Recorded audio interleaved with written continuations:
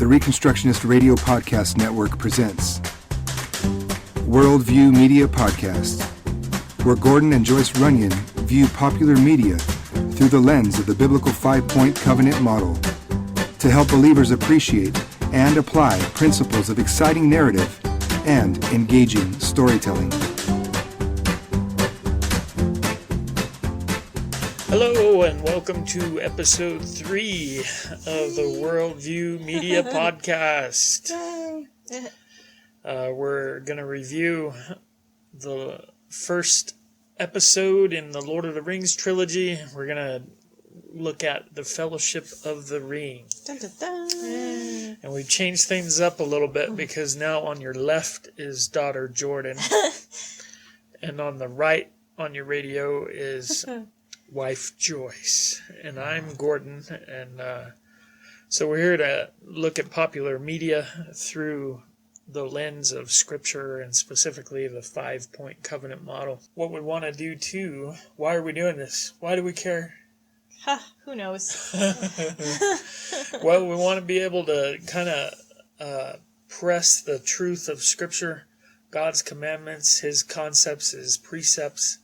We want to press that into every area of life, including how we entertain ourselves and media and stuff like that.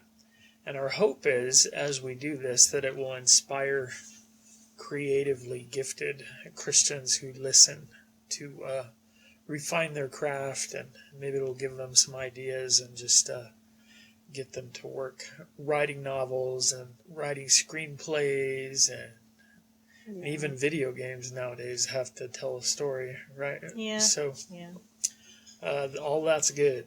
We want to encourage the artistic faction within Christianity to serve God. Well, I think you also see that reflected in the Bible and Scripture. You have that in the Psalms with things that's going on there. Probably a Song of Solomon is another one that's really more, it's kind of different than the rest of the Bible. Right. You see that with the people that were working on the stuff for the tabernacle, for all of those things. Artistically gifted. And so, using all of those gifts for God's glory is nothing new. So it's what we should be doing and what we should be striving for. Yeah, and including in artistic things. So that's what we're here for. And to just have some fun. Yeah. It's Friday, where everybody lives, and when this podcast comes out, just in time for movie night, right? So we're looking at Peter Jackson's Lord of the Rings trilogy, starting with the Fellowship of the Ring. Yes. Now, have you read the books? No. Have you read the books? No. Okay, I've read the books, and I've been thinking that I'll probably need to act like I haven't read them, and we'll just treat the movie like the movies are all that there is. Sure. Well, there's always a difference between the book. Sure. Yeah, the book can't count. Like if there's a question in the plot of the movie, you can't be like, well, it explains it in the book. Yeah, that's what I'm saying. Because you don't see the book, you see the movie. That's right. That's all it is. So we're treating the movies as canon here. Nothing else counts. Okay. All right. So, overall impressions of the Fellowship of the Ring. Well, I love it. Love it. Yeah. Yeah, it's real good. I think it's a big favorite in our house. Mm-hmm. And we should stress that we watched the special extended version. Yeah. It's not the theatrical version, it's the special version. It's the best version. It's really good. Okay. So what are your impressions about the story or anything like that? Well, it doesn't just dive right into what's going on into the book. You've got a lot of introduction of the past and the history about what's going on there. You don't just, bam, there you are in Middle Earth. They really give you some foundational information that you need, which is in another book and another movie that we don't have going into this. So that's really good. And it's, I think that's important to the whole story, to have that basis. Yeah, I think just in terms of plot, one of the things that you can get in trouble with as a novelist or a storyteller is you take too long to get your hero in serious trouble. Yeah. And take too long to show that there's something that's really threatening your protagonist. And so I think they did a smart thing in having right at the beginning, like you say, that kind of recap of things that have been forgotten. And, Yeah. Maybe shouldn't have. Right. And so it's a very ominous, well, it carries kind of an ominous thing. Some foreboding in that. And it is kind of mysterious because right off the bat they make it sound like the ring has a will of its own. Yeah. And knows what it's doing. And is nefarious. Right. It's up to no good. Right. And so my recommendation when we're talking about storytelling, and I say this as a guy who's written 2 whole novels, neither one of which has sold 1 million copies or anything. But as a preacher too, I think that you're shooting yourself in the foot if you don't immediately try to grab your audience's attention and explain to them what's the issue, where's the danger, why do you need to listen to the rest of this, or why do you need to read the rest of this story. And so for new writers and new storytellers, I think it's good to understand that you can accomplish that by being ominous right at the first, but still I think you run a risk by having too much backstory where nothing threatening happens and stuff like that. Now I think the Fellowship of the Ring pulled that off. Yeah. And it did it really well. But unless you're just super confident in your storytelling skills, you might want to jump right into the exciting, dramatic stuff. That introduction, it's foundational for why why should we care about this ring? What's the big deal? Right. And in any story you tell, there's going to be some amount of that.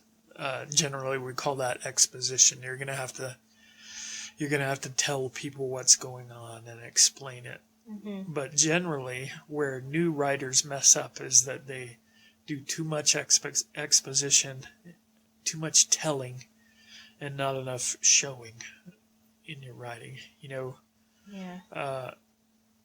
If you're writing a novel where you have to have a tragic car accident take place, a lot of writers fall into the trap of thinking that it's very dramatic to have somebody barge into the room and say, "There's been a horrible accident," instead of actually describing the accident as it happens and going through all of that. So the rule generally is show, don't tell.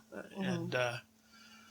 And I'm just saying, with most of these rules, a really talented writer can get away with breaking the rules or bending them here and there.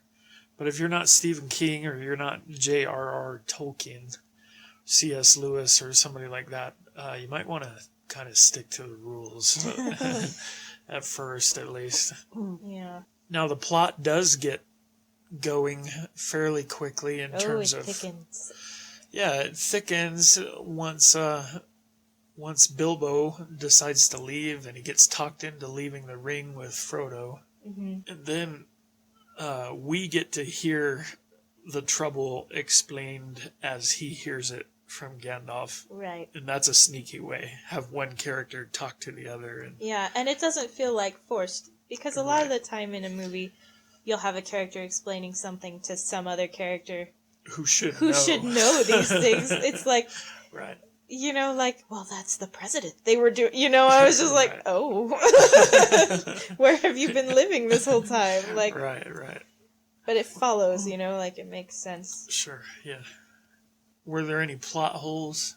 Did anything not make sense to you? I don't think so. With the extended version, I don't think so. It filled in a lot of things. Yeah.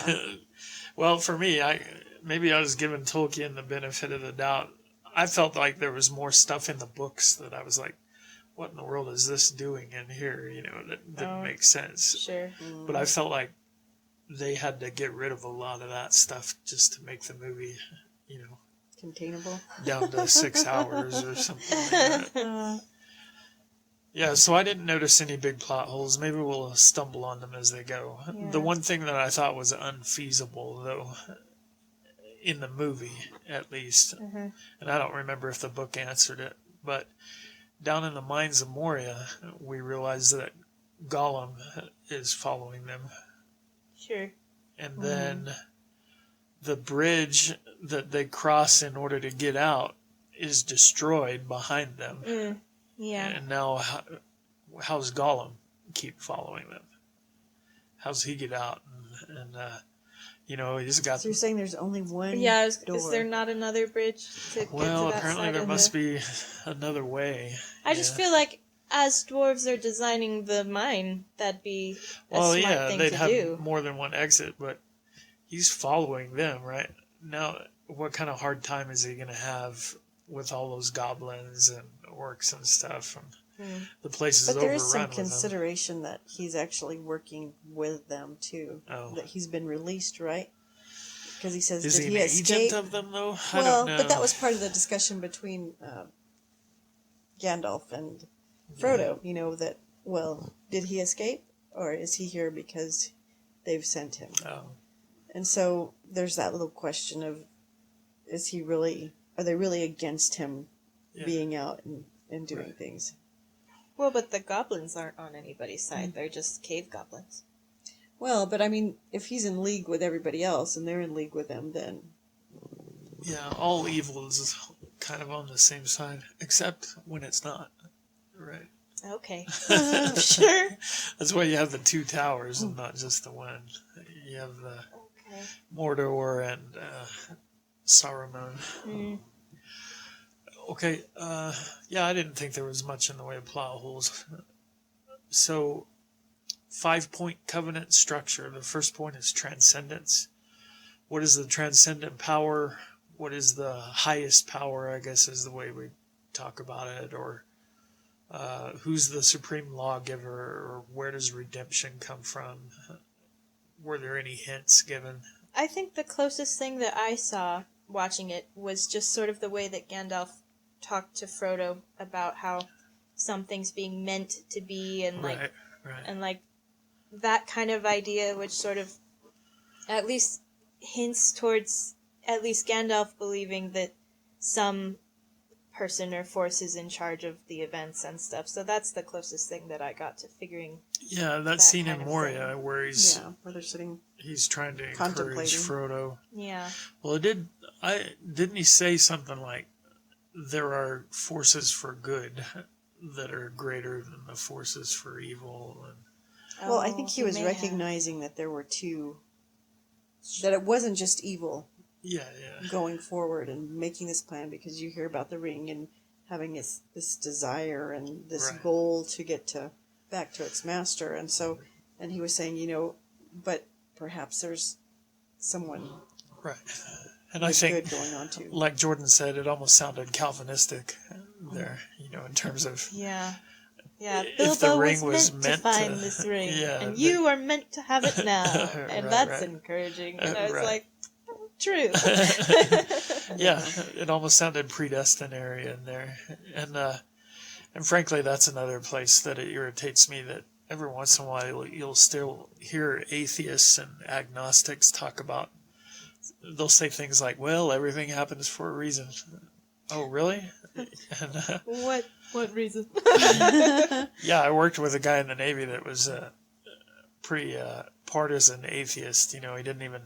He was one of these that hated the thought of God or religion and all that. But one time we were talking, and he talked about how when he gets into a situation where it's difficult or trying in some way, that the thought that comes to him that gets him through is, well, I'm probably supposed to learn something through this. And, Well, but for me, that goes back to what you said when people say, I don't believe in God. You just have to say, yeah, you do. Right. Everybody believes in God. You wouldn't say things like that if you didn't think. Right. And that's what I said to him. How can you be meant to do anything? who would mean you to do these things? Who would design it that way, right? And so I felt like what Jordan said is that conversation with Frodo talking about higher forces for good and evil and things being meant to happen the way that they do happen and all that. I thought that was illuminating. And also, I got the sense through the whole movie, especially in dealing with Frodo, through the whole movie there's this idea that there are things working in this time and in this place that are bigger than my own life. Right. And I may just be a pawn in this or whatever, but I have to play my I'm part. not the be-all and end-all. Yeah. Well, I see that reflected more in Sam than any of the other characters in this movie, because Gandalf gave him a charge. Yeah. Stay with him, take care of him, and Right. And regardless, even at the end when he's getting into the water and he's like, "Hey, get out of the water! You don't know how to swim." He's like, "I have to do this, even if this means the end of me. I have to try and do what I was supposed to do." Yeah. Right. You got anything else on this count? No. Okay.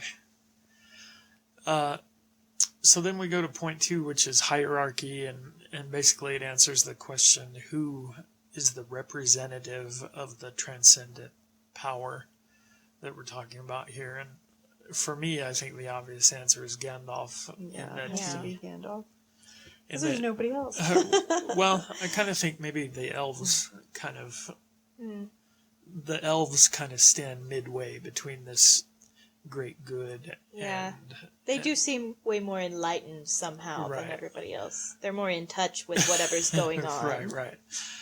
But Gandalf, he's kind of he's kind of a preacher and a prophet and all that in terms of teaching everybody around him about things like you're meant to do this and that. Yeah. There are these great forces for good. So I kind of see him like that. He's kind of a keeper of mysteries and stuff like that. Teacher, encourager, leader. Yeah. Anything else?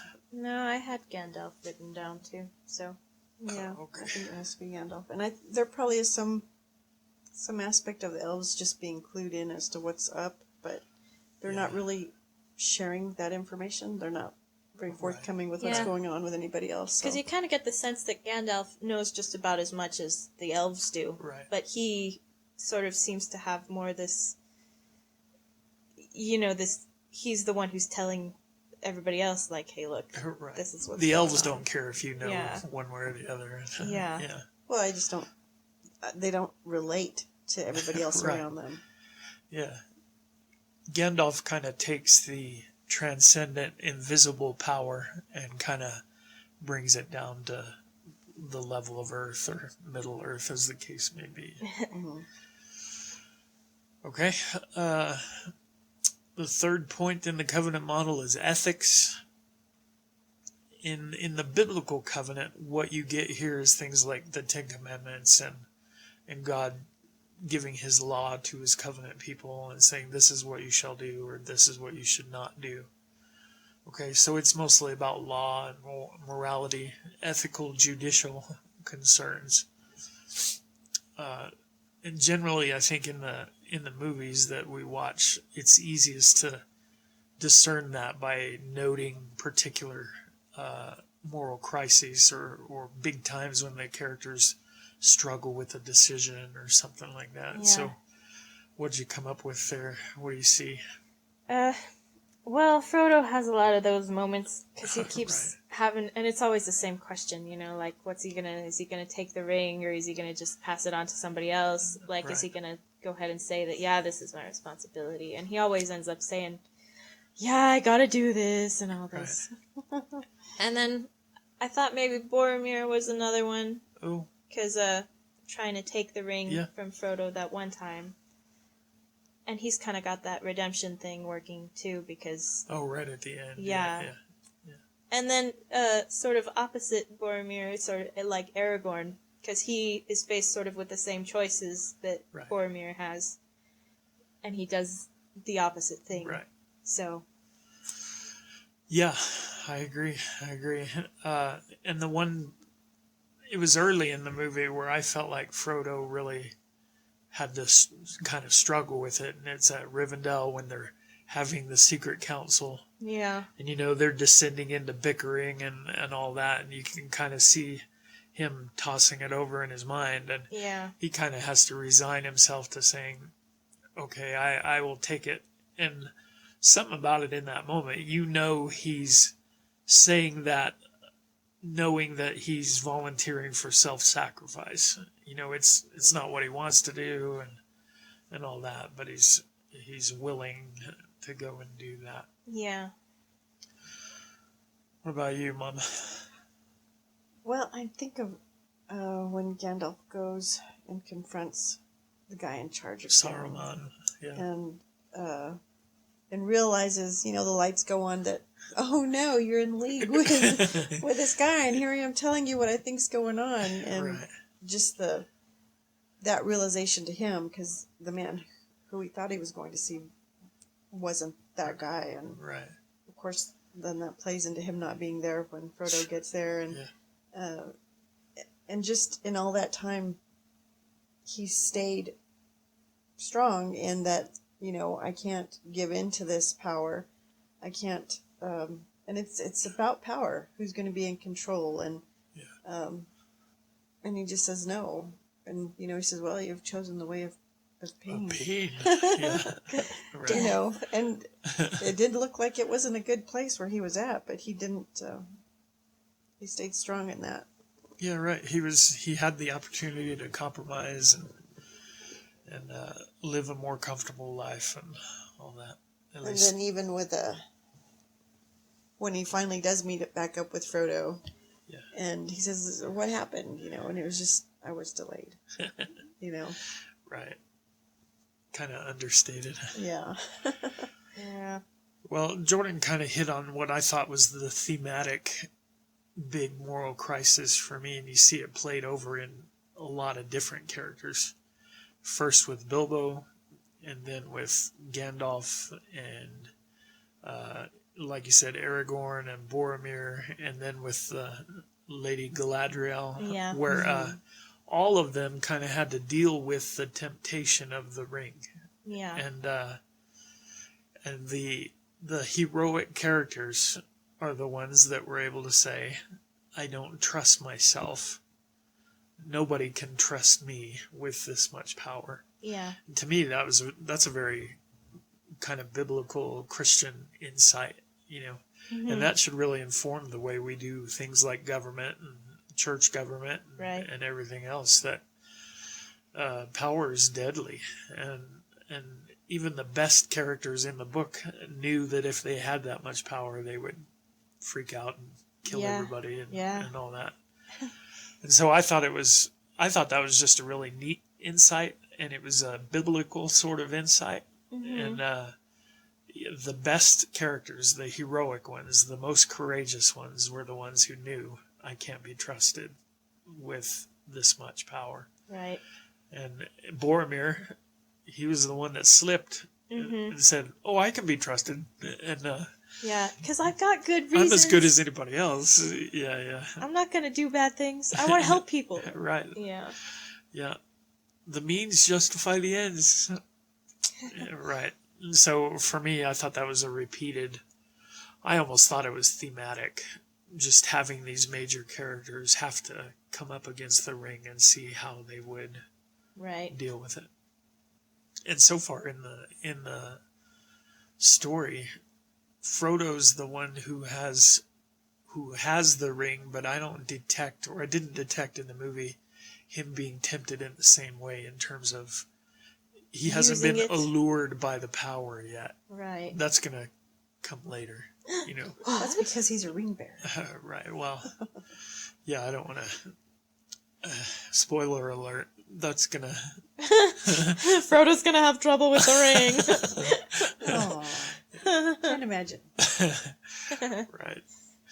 Okay. Very good. So, anything else ethics-wise? Well, and just you're saying everybody has to deal with that ring, and for me, that just really is reflective of what sin is. and how do we respond to that? And and it's there, and it's very tempting, and it may have this allure that you're in control and you're in charge, but the ring is. Right, it's the right. precious, Yeah. Yep, sure. And Gandalf had that insight that the master of the ring doesn't share his power with anybody. Right. Yeah. And that's related to where you're talking about sin and all that. You're not going to master. You're not going to be the controller of your own sin. Yeah. Yeah. Okay. Fourth point of the biblical covenant is about sanctions, or rewards is maybe the way we talk about it. Either blessings or curses. Blessings on obedience and curses on covenant breaking. Mm-hmm. So what we want to see is, were characters rewarded, or how were they rewarded? Were they rewarded consistently with their decisions, or what do you see?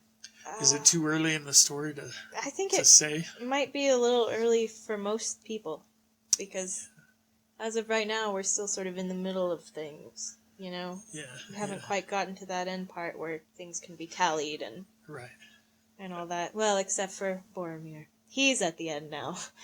Did we miss the ethical thing? Should we have talked about Gandalf giving himself up in the mines? Oh. Or was that kind of more a spur of the moment? It has to be this way. I'm going to fall here pretty soon, so y'all should just run. Because he hadn't planned that. Right. But he did say that, like, this is where we are now. Yeah. We got to move on. Right. Well, and then too, there was hints that maybe he was part of the discovering of this creature when Saruman was telling him, doing the stuff so the snow would fall down and they'd have to go through the mines, and because Gandalf knew what was there, and that's why he didn't want to go. They had no clue that all the dwarves had been annihilated and stuff, but he didn't want to go because he knew that monster was there. Right. Now, while that's interesting, because while they were trying to make the pass over the mountain, it showed Saruman talking about the mines and why Gandalf didn't want to go. Mm-hmm. And he had a book open, right? And he turned the page, and here's a picture of the Balrog. Yeah. So, was the Balrog uncovered and active in the mines for long enough for a book to have been written about it, or was the book about things like Balrogs? Oh, like just a book of dangerous... Yeah, like, here's where we'll find out what a Balrog is. Oh. See, I don't know. Because, It made me think that maybe people have known for a long time that in the deeper recesses of Moria, there's this that you descend farther thing into the earth than the fiery places. But they know about that, but apparently the dwarves were living just fine yeah, above it. I don't know. Maybe, I don't know. That's well, and then there's, if we're just going to suppose some of these things, if when the dwarves were up and well and doing things, then maybe they were keeping this monster at bay and kind of controlling it, but when they were annihilated, then maybe there was nobody there to control him anymore. Right. And so then he's running free. I don't know, but then that doesn't make sense with why Gandalf doesn't want to go. Right. Okay. So, that's maybe a thing that was not so easy to resolve, but I remember not having an issue with it like the first 20 times I watched the movie or something. Yeah, now it's all I can think about, though. Sorry. Because I had kind of in the back of my head always been like, did the dwarves, when it was here, how did they, did it just stay? Yeah. So. Okay, so we're supposed to be talking about sanctions. Rewards. I feel like Galadriel felt like in resisting the temptation of the ring that she had secured something for herself in terms of, should pass the would test. it be eternal blessing? She's going to go into the West. Yeah, they're going to go to the undying lands. Right, which is kind of heaven. Symbolic for heaven. Yeah. So she feels like her eternity is secure because she I guess so. passed the test and resisted sin. Sure. Right. Well, I guess we see rewards in both Bilbo and Gollum, where their greed and their basically idolatry with regard to the ring really starts to eat at both of them and destroy their personalities and turn them into something else. And that's very biblical too. The Bible stresses that those who worship idols will become like what they worship. Sure. And really, those who worship the true God are supposed to become like what they worship as well. So whatever it is that you worship, there's a transforming effect that happens. And so we see that with the two, with what's his name? Gollum. The crazy guy, Gollum. Gollum and Bilbo. Both their... I thought it was interesting how Bilbo began to act like Gollum, and use the same language and speak the same way. So, well, but that was only when he was pressed to relinquish the ring. Right, but it kind of shows that maybe Gollum's personality, that wasn't his original personality, what we see. And maybe the ring, that's what it turns you into, is just this greedy little urchin, Yeah. All right, but the what about the issue with Aragorn? And we're finding out it's more explicit in the extended version, I think, but we find out that he's rightful king, but he has rejected his calling and is avoiding it. There's something about sanctions in there too. I think he's running away from what he should know is his destiny and what he needs to be doing. Right. And what's his reward been? Well, I think he's been happy enough with his reward, but his reward has been exile and loneliness and stuff like that. I don't know about loneliness. He's not so lonely all the time. He's made a couple friends here and there. Right. Well, and then that's a pretty big decision Arwen makes, that she's going to give up immortality in order to spend a mortal life with the human that she loves. And later movies will get into her reward for that and how that decision affects her coming on. Oh, the other thing for sanctions that we see is with the Nazgul.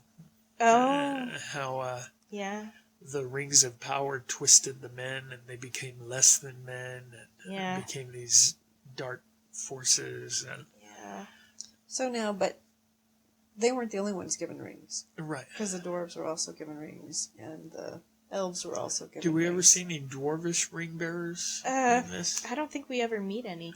I assumed that they were all dead. Well, wouldn't the cousin in Moria, wouldn't he have been given the ring? See, I don't think they're that old though.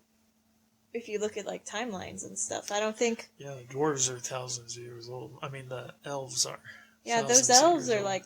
But they said they were also given to the dwarfs. Yeah, but those dwarves they were given to. They would have been many generations ago. So they would have kept the ring and nobody would have gotten it after them. Yeah, well, that's not really explained where the dwarvish. Well, but I feel like you don't pass down that kind of thing, because the way that Galadriel talks about like having a ring doesn't make it seem like it's something that, oh son, now I'm dying, you can take it on now. Like, I feel like it has to be given to you by, well, whatever it is that's giving people, Yeah. Well, my thought was the reason she didn't become a Nazgul is just because of being an elf, being a purer Yeah, sort of because being. men are so corruptible. Right. More corruptible than elves, or I guess dwarves, even though we know that dwarves can be kind of greedy and stuff just by nature. Yeah.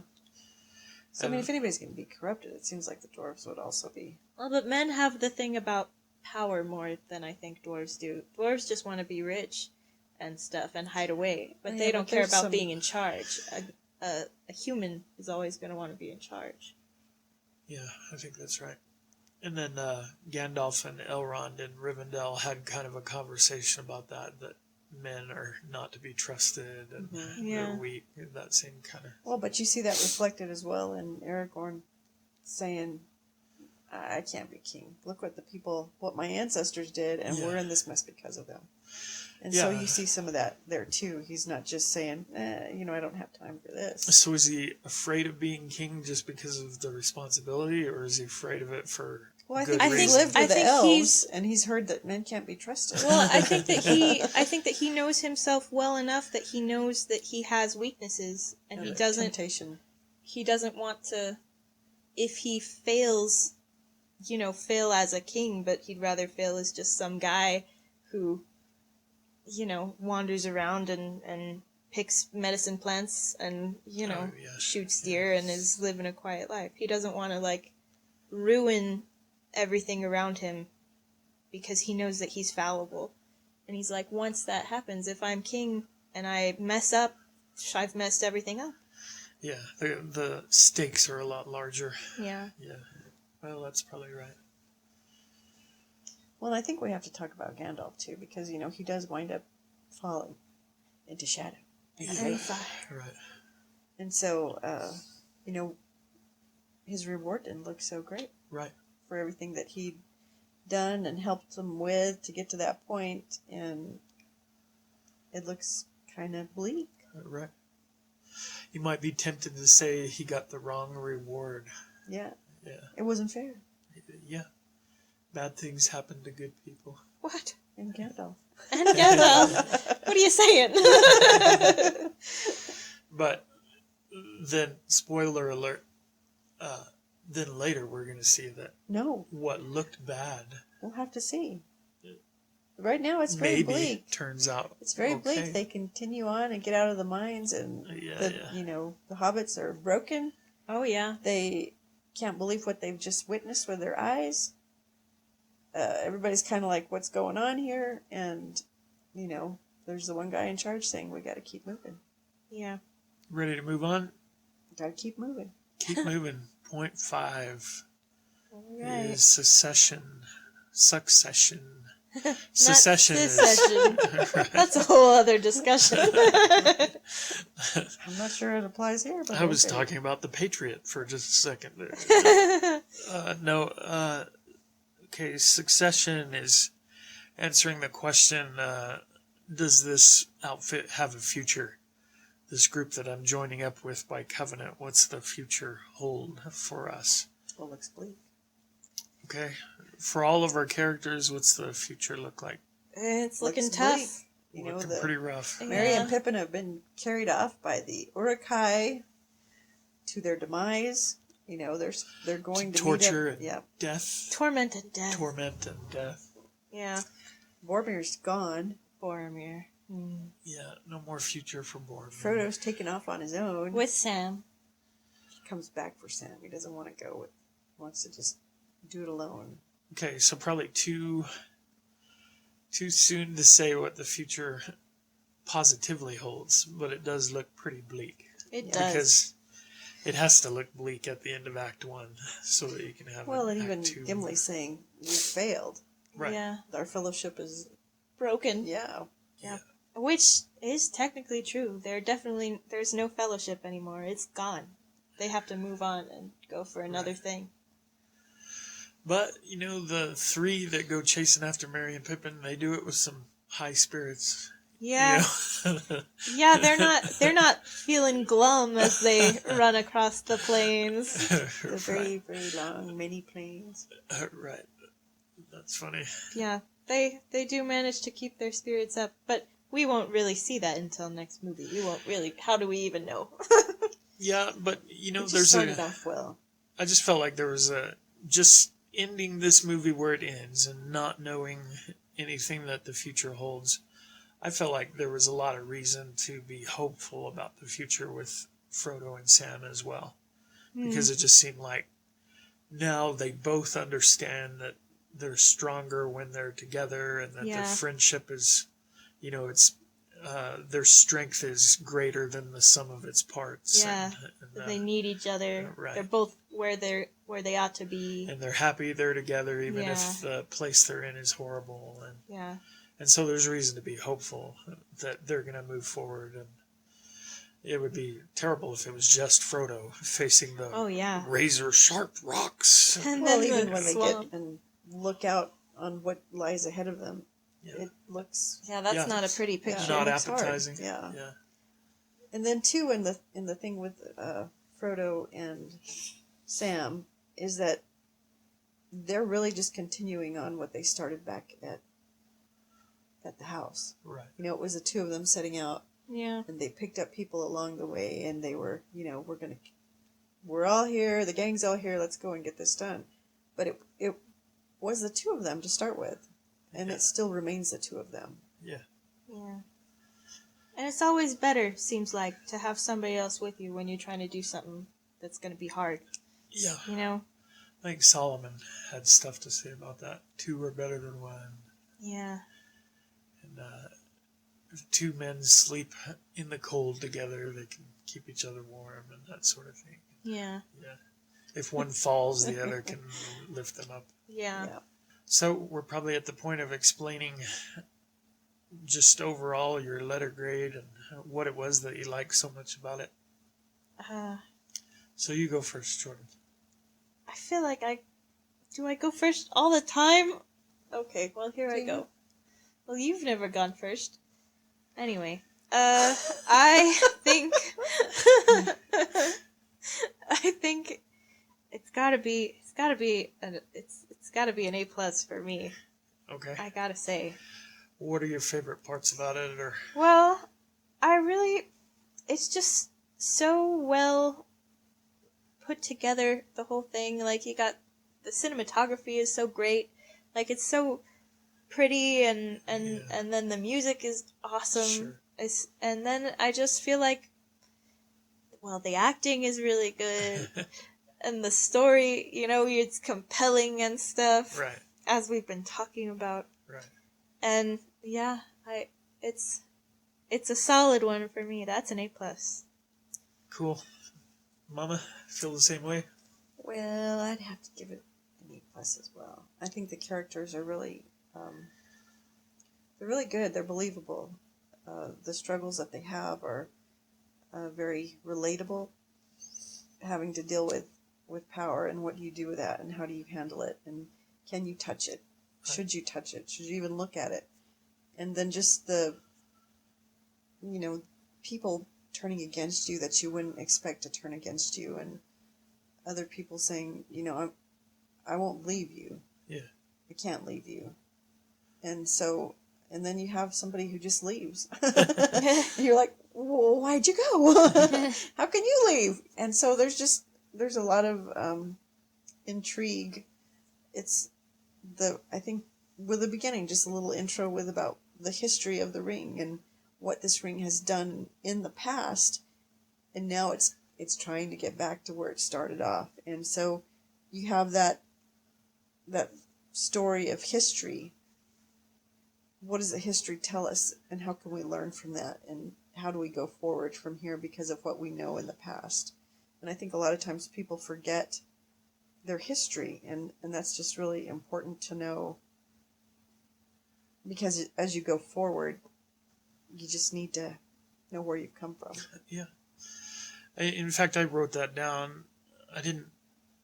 We didn't get to talk about it, but right at the beginning, they kind of made a little bit of a big deal about talking about how certain things were forgotten that should not have been forgotten. Mm-hmm. And like forgetfulness and remembering are really kind of moral issues depending on what it is that you're forgetting. And it made me think about the United States of America right now, and how so much of our past has been forgotten or rewritten, and we suffer for it, for not knowing. And we've forgotten the wrong things. But frankly, in the Psalms, there are a couple of places where forgetting is actually sinful.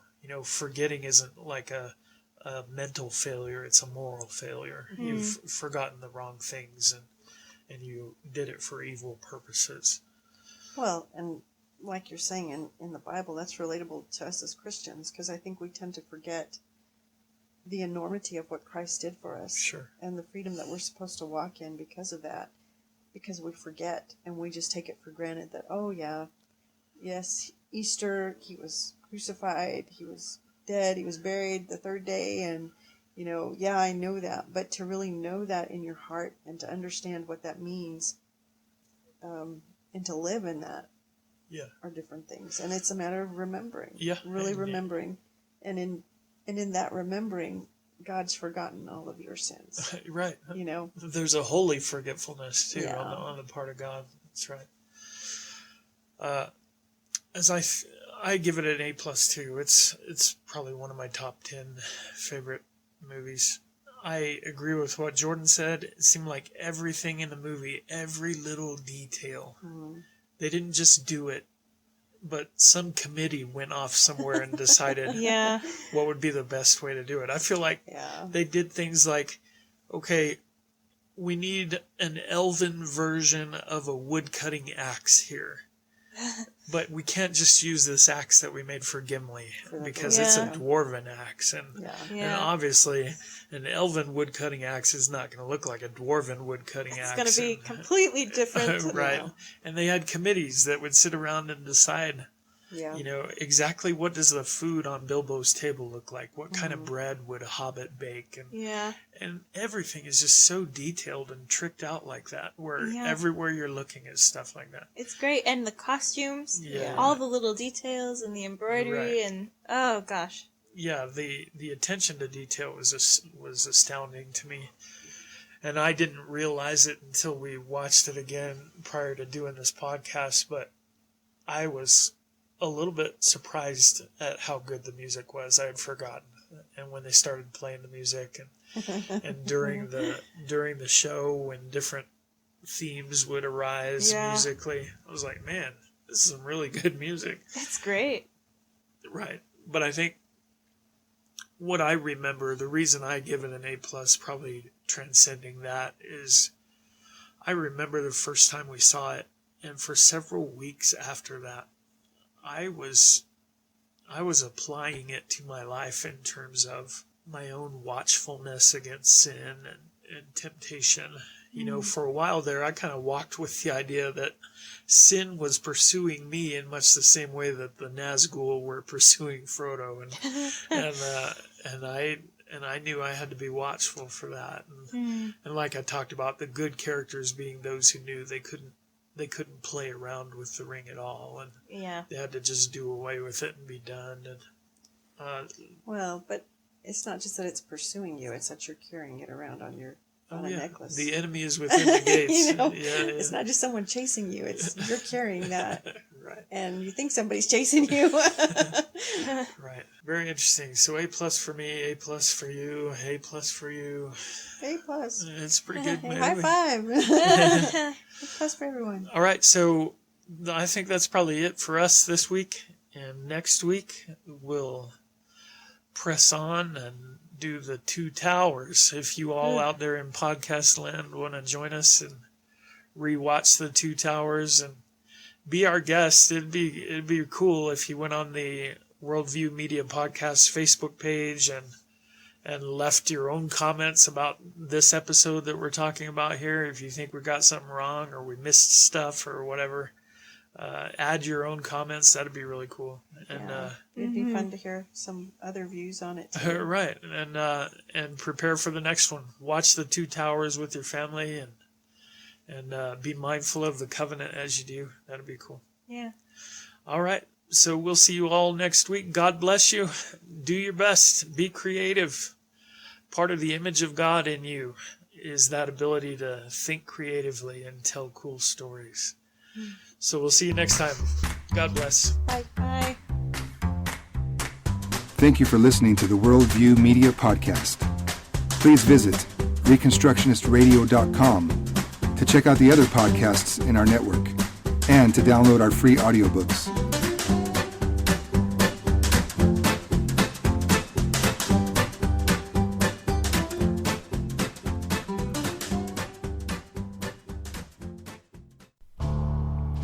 The Reconstructionist Radio Podcast Network brings to you a complete lineup of podcasts where you will hear practical and tactical theology. Our desire is not simply that you consume our shows, but that you also live out your faith in every area of life. We can talk all day long about these things, but if we fail to put them into practice, then we fail as ambassadors of Jesus Christ, our King. Subscribe now to your favorite Reconstructionist Radio Podcast Network shows, or you can subscribe to the Reconstructionist Radio Master Feed, where all of the content we produce, including the audiobooks and audio articles, will pop up as soon as they are available. And don't forget to visit reconstructionistradio.com to volunteer as a narrator or to partner with this ministry financially. May the Holy Spirit stir you into action for Christ and His kingdom